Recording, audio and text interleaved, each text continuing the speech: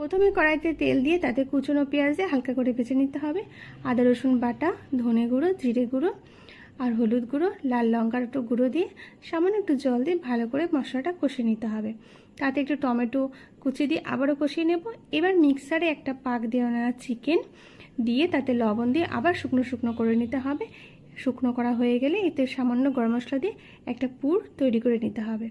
ময়দা আগে থেকে মেখে রাখতে হবে, তাতে নরম হয় যে কোনো পরোটা বা কিছু।